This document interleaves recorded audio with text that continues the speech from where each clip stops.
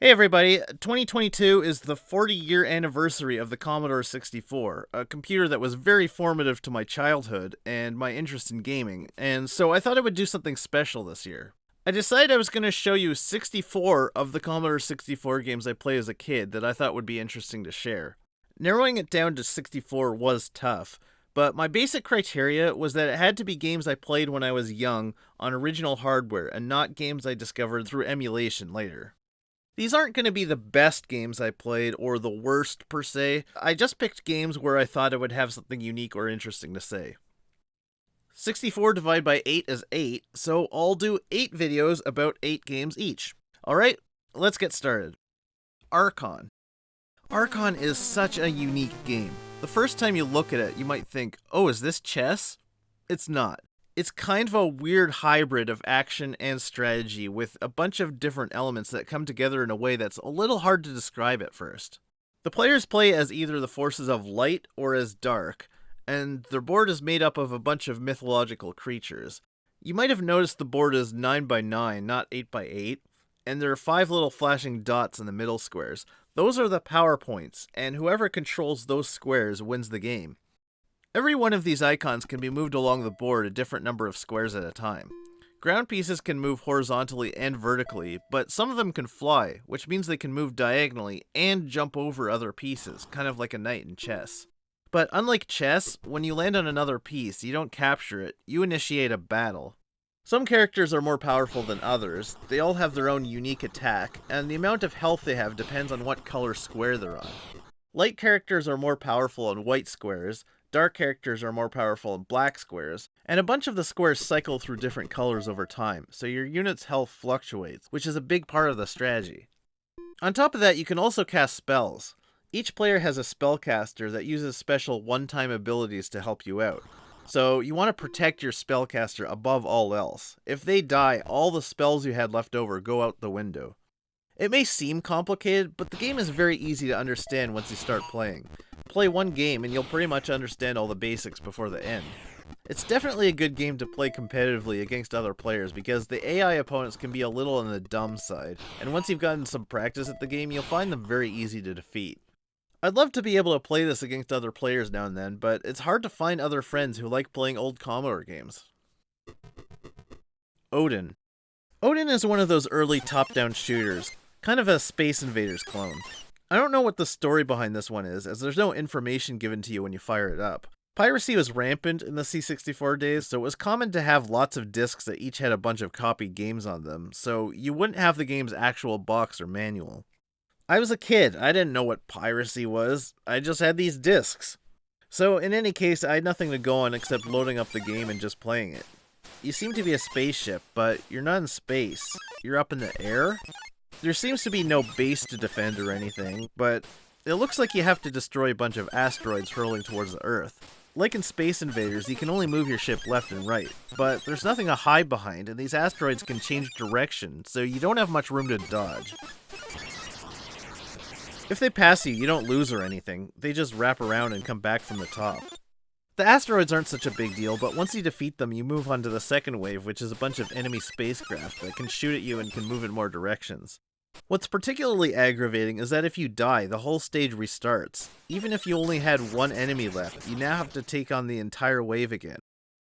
Wave 3 has a bunch of flying saucers, and here's where it really starts to become unfair. Their movement is somewhat random, so I can't say it was specifically designed this way, but these guys can halt their downward movement and just fly from side to side for long stretches of time. This means they can actually drop down to your level and slowly glide right into you, and because the game doesn't allow up or down movement, it's actually impossible for you to get out of its way. The fourth and final wave is by far the worst. Even though there's barely any enemies, these things randomly change direction constantly, and while most of the other enemies would slowly lower, these guys move upwards as much as down. The part that makes this absolutely infuriating is they can actually scroll up off the top of the screen and come up on the bottom where you have no way to avoid them whatsoever. And remember, even if there's only one left, if you die, you start the whole wave over again. This is almost comically unfair. The game overall isn't that hard if you somehow avoid these pitfalls, There's just so much luck involved, and it's impossible to predict when it's going to go from relatively easy to completely impossible. Once you beat the 4th wave, you start over at the beginning, so it's a real arcade kind of experience, with the objective simply being try and get the best score. I don't like playing this game, but I do like telling people about it, because it honestly kind of makes me laugh at how absolutely cheap it is. Donald Duck's Playground. For an educational game for kids, this game is more fun than it should be. You play as Donald Duck, and your goal is to build a really cool playground for your nephews. To do this, you go to work at a number of different jobs, earn money, go buy the supplies you need, and then go arrange your parts on the playground in whatever configuration you want.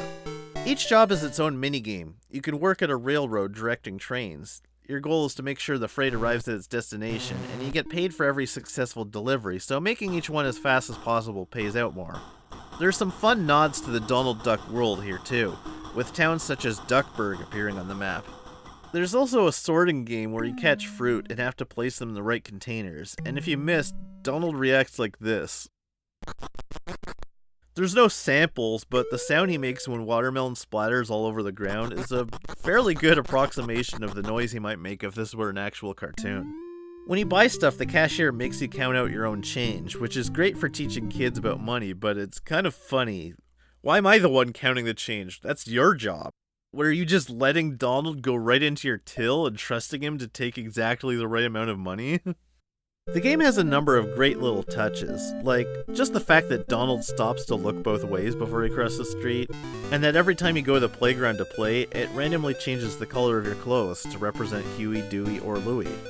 Well, Louie wears brown for some reason. Probably because the green wouldn't look great in front of the green background. It's not the most fun game in the world, but it's got loads of charm. Also, one of the items you can buy is just an old box. How do the kids play with it? They just jump over it. Money well spent. Especially considering the old box costs 25 times as much as a set of monkey bars. Godzilla. I guess you can call this a strategy game, but it's very simple and depends a lot on luck. The idea is that Godzilla gets randomly placed on this board, and it's up to you to kill him using whatever resources you have available. Every turn you can take one action. You can attack Godzilla with land troops, airplanes, ships, missiles, and you even have a single-use atom bomb. I think the idea was that it would be a desperation attack, as it destroys everything in its square and all adjacent squares. The most populated areas have the most military resources available to attack, but also sustain the most casualties whenever Godzilla attacks. There's also a chance every turn that Godzilla can go on a rampage, which basically gives him an extra attack to destroy and kill everything in his path. If Godzilla enters Tokyo, he goes on a rampage automatically, so you really want to keep him away from Tokyo. If you kill Godzilla, you win. If Godzilla kills enough civilians, he wins. The game keeps track of how many wins and losses you have, at least until you turn the game off. But otherwise, there's no real score system. There's no high score table or anything. So as long as you stay above the losing threshold, it doesn't matter how bad your losses are. As long as you kill Godzilla, you win, and that's the only criteria.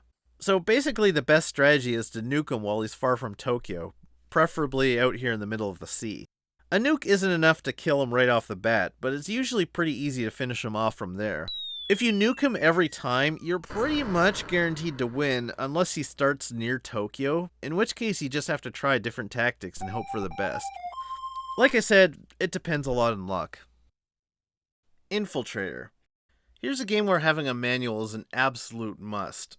They seem to have gone out of their way to make this confusing and complicated for a first-time player. Here's a view from inside a helicopter. There's no sound. The disk drive isn't making sound anymore, so I guess this isn't a loading screen. Am I playing the game right now? What do I do? Moving the joystick doesn't do anything. Does it need to be in port 1 or port 2? Oh, the fire button is making my pilot press his button, but nothing else is happening. Okay, time to start pressing random buttons on the keyboard. F1, F3, F5, F7, nope.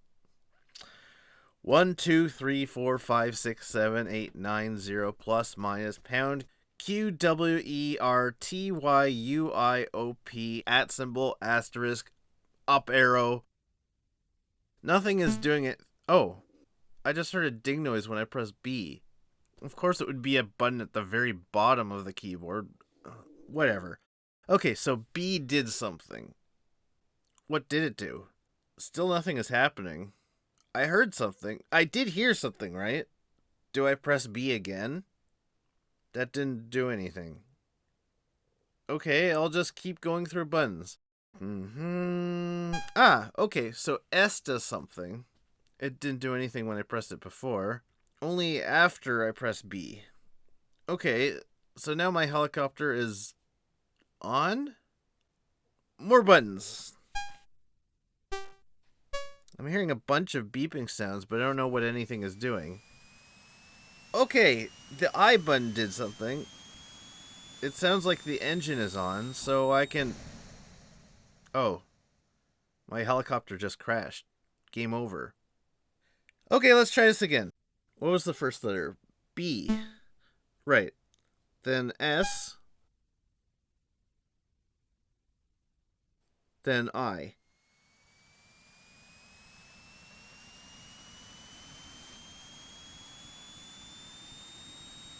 Okay, maybe I... So, to make a long story shorter, here's what you do. B turns on your helicopter's battery. S turns on its onboard computer. Then I is the ignition. Then you have to wait for the helicopter blades to spin fast enough that it's safe to take off. Then you have to carefully pull back on the joystick to lift up off the ground without moving left and right. If you move left or right during any of this process, you'll crash immediately. Okay, now we're in the sky and we can actually move around.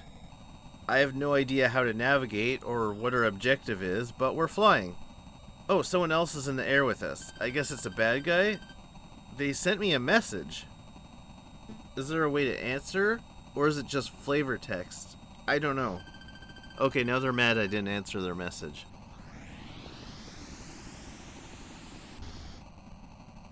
What was that? Did he fly into me? Here it comes again. Okay, I'm not sure how to avoid that. How do I shoot? My guy's thumb is pressing the button, but nothing's happening. Maybe if I can just... Okay, now I'm dead. Game over.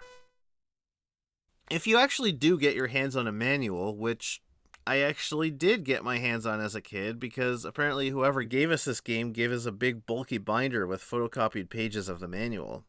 My dad didn't tell me about it, I don't think, but we had these binders lying around and eventually I found it. If you do get the manual, it explains that enemy aircraft shoot guided missiles at you. If they're heat-seeking, you can throw them off your trail by firing a flare. You select flares by pressing F on the keyboard. Then the missiles will follow the flare instead of your vehicle. But if they're radar-guided missiles, you have to press C to launch some chaff. That is not something you can figure out on your own. I never did find out how to get to the next part of the game, which is infiltrating an enemy building and sneaking around. There actually is an NES port of this game that lets you straight up skip the entire helicopter portion of the game and takes you straight to the infiltration. So, I only played part 1 on the Commodore and part 2 on the NES. The NES version sounds like it should be more straightforward, but when I played that, all that would happen was that a guard would demand my papers, and then I'd give them to him, and he'd say, "These are totally unacceptable!" So I still have no idea how to play this game on either platform. Number 6, Monopole? Commodore 64 as a home computer meant that anyone could program games if they took the time to figure it out, and as such, there were a ton of homemade games that would get spread from person to person on floppy disks. So sometimes you'd end up with 50 different versions of a simple game based on Monopoly. This one is Monopole? Maybe the developer was Italian or something. This version was really simple. It was designed so you could play it with a second player, and only a second player. No third player option. You couldn't play against a computer opponent. You need to have exactly one friend you can play with. Houses and hotels obviously use the same variable. If you owned a full color set and could buy houses, it would say maximum 5 per property instead of 4, with the implication that a 5th house meant a hotel.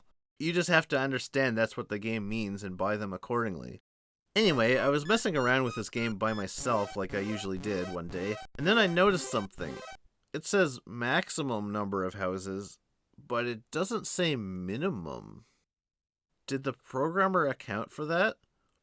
What happens if I buy negative 10,000 houses? Oh. Oh, it just gave me an impossible amount of money. That's fantastic. Oh, but that also means that if the second player lands on that property, the whole game crashes. Rambo First Blood Part 2. Here's an example of what could be considered a fun game, but with some absolutely baffling design choices. Let me walk you through what you're likely to experience the first time you play. Okay, let's start a new game.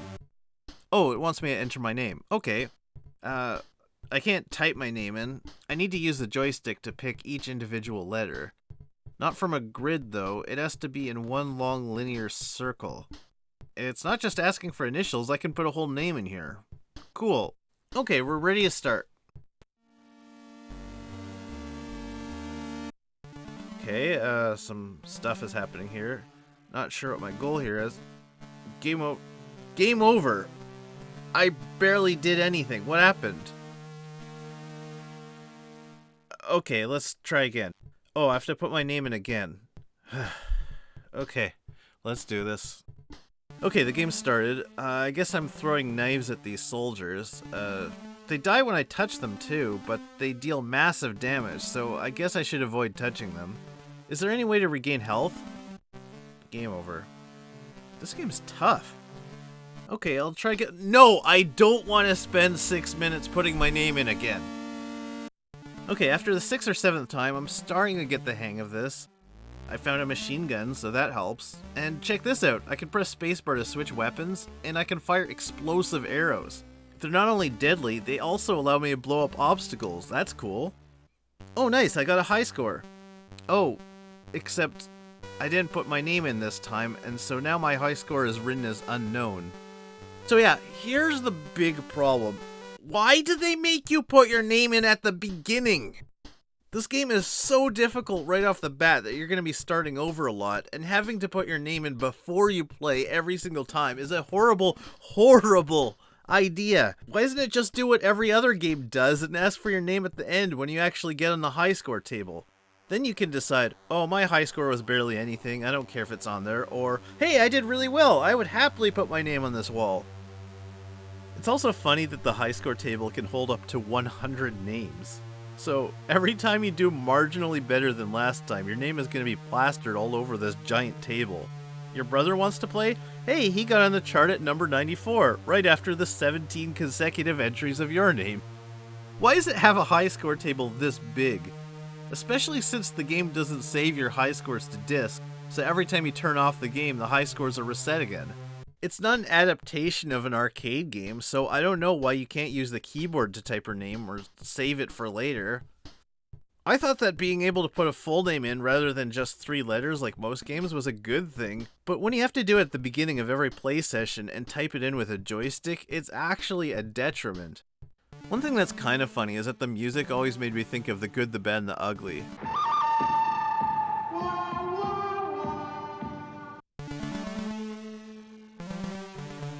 But years later, I rewatched Rambo 2, and it's actually a really good rendition of some of the Vietnamese music it plays at the beginning of the movie.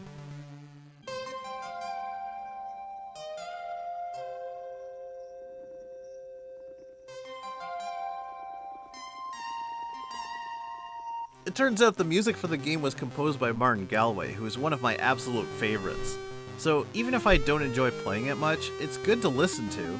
There's a really moody title screen theme, a cool intro theme, and there's even a legendary loading screen tune that plays when the game is booting up. The only tune that's not so great in my opinion is the main in-game theme, just because with all the dying and restarting, you mostly just hear the beginning over and over again. If you don't mind the game being challenging and don't care about high scores, this game isn't bad. It just has the worst name entry system I've ever seen. 35 years later, I still think it's absolutely unbelievable.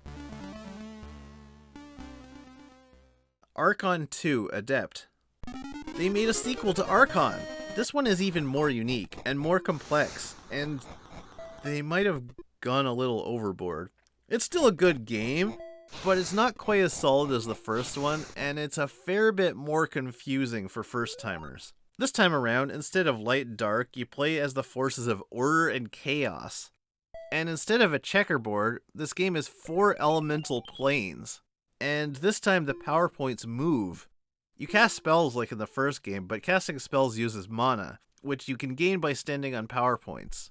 You only start with 4 Adepts, who are your spellcasters, but they can summon more creatures. Both sides do have a few unique units, but the best units are available to both players.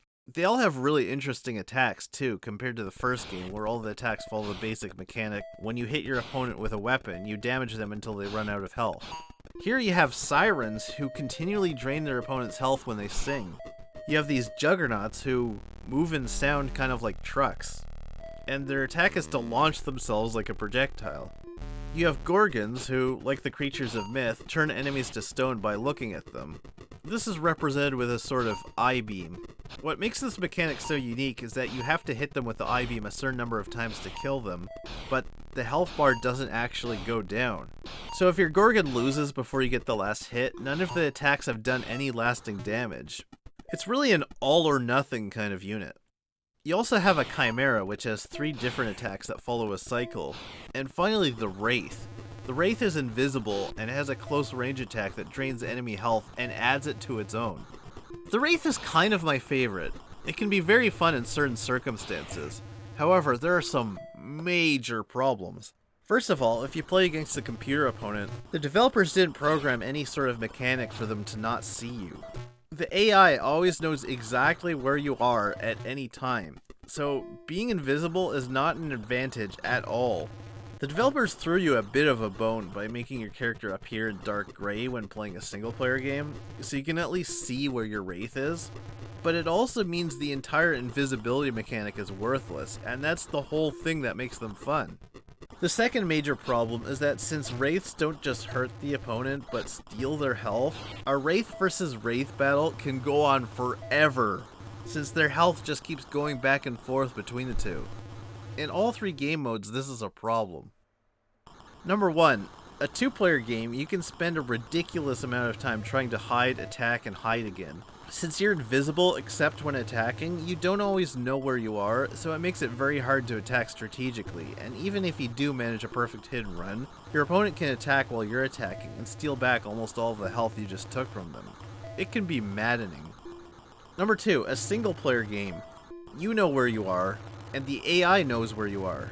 You do not always know where the AI Wraith is. You're going to lose. Number 3, an AI versus AI battle. You know, if you just want to sit back and watch. If you just let the AI players duke it out and a Wraith versus Wraith battle happens, it can go on forever. Both players know where their opponent is at all times, and both just attack each other constantly. Anytime you just wait at the main menu screen for a minute or so, the game will start an AI versus AI match on its own, so you don't have to do anything for this to happen. I've left the game running before and come back to find it stuck in a never-ending Wraith versus Wraith duel, just going on and on. This has happened more than once, and I was convinced it was just inevitable, but once I actually tried to record it, I couldn't get it to happen. I was like, how did the developers not notice this problem that happens every time? And then I try over and over again to record it, and it never comes up again. This game is playing a prank on me. Anyway, points for originality. It's definitely not just the same game again. If you take the time to learn and understand it, I would say this is a fairly fun game for 2 players. But I still think the first Archon is a much better game. Alright, see you for part 2.